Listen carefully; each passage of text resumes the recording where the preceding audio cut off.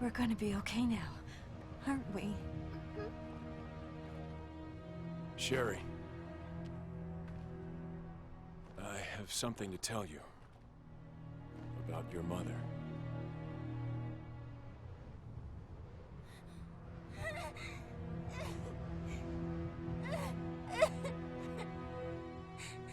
The vaccine that saved you, it was from your mother. She loved you very much. Always has. Right up till the end. No, that's a lie. Mommy never...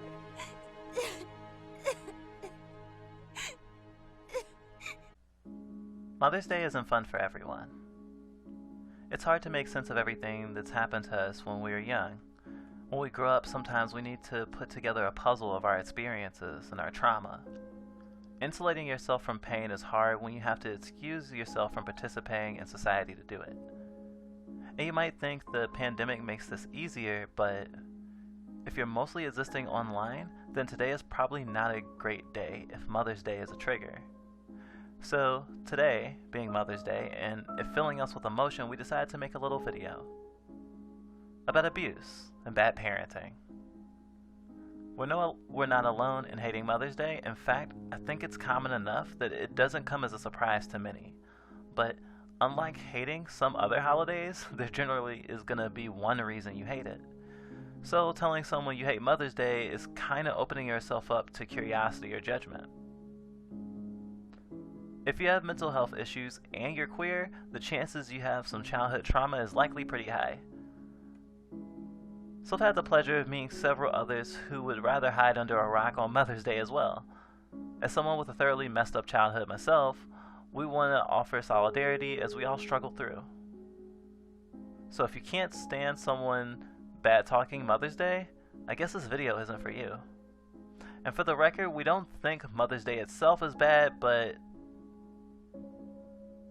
we are using the opportunity to rip on a mother, so there's that.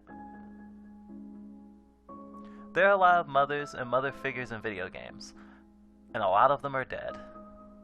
Some can even be killed. Parents in general aren't very useful for the types of experiences games tend to create. Or at the very least, they aren't useful being around the protagonist. Though there are some stories where a mother is protagonist, it's not very common in games. Mothers is antagonists, though. Well, if you insist. I've been playing a lot of Resident Evil 2. So when I think of mothers lately, I'm reminded a lot of Sherry Birkin's mom, Annette, and how she's the worst. There are plenty of renditions of Annette, but all of them treat Sherry pretty much the same. Sherry is traumatized by what happened to her in Raccoon City, but it's not all about the monsters. Before any of that, she was very thoroughly neglected by both her parents, and although there is responsibility on William as well, the game is much more interested in wringing Annette out for her behavior. You're her mother. Get in here! You don't understand. William is still out there, and if I don't stop him... This conversation is over! Probably because she isn't infected and seems to be in a place of relative safety and control for nearly the entire story. A space of safety Sherry does not get to share. Annette in RE2 Remake in particular has an air of entitlement that seems very momish. Why didn't you stay in the house? It was safe there. Hey, Sherry! I was scared. Those things were everywhere, and... You should have called the police. That's what we taught you. I did, but nobody came, and you didn't answer your phone, so... Sherry, I don't have time for this. Really spun me because as a player you found Sherry in the basement of the police station, a place that hadn't been safe for a while. Almost anyone else in the city wouldn't necessarily know the station was no longer safe, but Annette had more access to information about everything that was happening than anyone else. After all, she's an Umbrella researcher, and Umbrella owns Raccoon City. I'm sure that with Chief Irons on the payroll, it's easy to imagine Annette thinking that Chief Irons would be able to keep Sherry safe. But her lacking of understanding the severity of the situation or compassion about her daughter in such a state speaks volumes about Annette's priorities. I do feel conflicted here because Annette's priorities were not to let G go into the wrong hands or the infection to spread. What about Sherry? How could you just leave her all alone while Raccoon City burned to hell? I couldn't let my daughter grow up in a world with a G virus in it. Of course, given she helped make it, it's kind of her cleaning up her own mess. And that's kind of where my conflict ends. I think Annette's effect on Sherry expands her own characterization and puts the abuse more tightly in context. When you meet Sherry and RE2 make, she's worried about you. Do you need help? Here, you take my hand.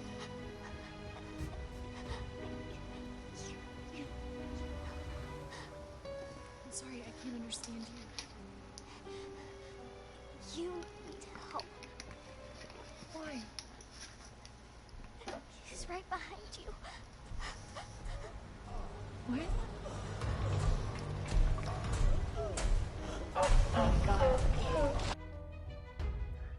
It seems she's very empathetic. In Umbrella Chronicles, she says at one point, Do you miss your mommy and daddy? No. They're always more preoccupied with their research. But you know, I prefer to be alone. across all versions of the Resident Evil 2 story, it seems that Sherry is independent for her age. In the OG Resident Evil 2, she takes considerably longer to trust Claire enough to be by her side. If you don't know where I'm going with this, well... Growing up fast, being particularly empathetic, and preferring to be alone are all things that can develop in folks who have to spend a lot of time alone or fending for themselves as kids. It can be a product of parental neglect. This tracks for Sherry since Annette and William are typed as workaholics. It's not a stretch at all. In fact, it's kind of the parental Birkin tragic flaw. Sherry's smart too. She asks Claire, Why are you doing this? Because I care. Thank you, Claire. she has self-awareness enough to know Claire is doing more than is typical for an adult. Maybe even just anyone that they just barely met. I related to that trepidation with trust Sherry had because of my own past, but I know then RE2 remake, Sherry accompanies Claire much earlier, and that could be seen as her being much more trusting. But consider, she asked Claire for help only after seeing her dispatch her father, which I feel is some sort of symbolism, maybe? And Sherry asks for help before she even pulls the ladder down for Claire to get out of the boiler room, which speaks to me as she might not have let the ladder down if Claire didn't agree to help. I just need you to lower that ladder for me. Will you help me find my mom? When I was a kid experiencing RE2 for the first time, Sherry and Claire's relationship was very endearing. Even now it is. I think there's a weird sort of irony that Claire was looking for her big brother and inadvertently became a big sister figure to someone else. I think it subtly informs her character. In the remake, Claire mentions, Wow, both of my parents are gone. It's just me and my brother. it really puts why Claire was so driven to find her brother into a greater context. That being said, I guess it's not a stretch to say Claire and Sherry trauma bond in their experience together. Which, knowing where the RE timeline goes, makes it hard for me to watch sometimes. You guys can adopt me. Knowing that after this traumatic event, Sherry won't see much of Claire as she grows up, kind of breaks my heart. Supplementary material says that they saw each other regularly, but outside of visits, Sherry was under the protection of the US government. So I'm led to believe she had to deal with a lot more loneliness in the coming years. However, seeing her as an adult in Resident Evil 6 and seeming to cope okay with their past was incredibly empowering, despite the game's shipping her and Jake mostly because they're both kids of major Resident Evil villains. Which still puts Sherry in the shadow of her mother and her father. For that reason, I hope to see more Sherry in future Resident Evil games, but not simply defined as being a survivor of Raccoon City or a child of William and Annette Birkin. One can dream. Your father's actions have nothing to do with you. Yeah, but his blood does. It's the whole reason why we're even here. I mean, come on. You really think that crazy doesn't run in the family? That nothing of who my father was didn't somehow get passed on down to me? You of all people should know that's true. Just saying. The man that I am, things that I've done, at least it all makes a little bit more sense now.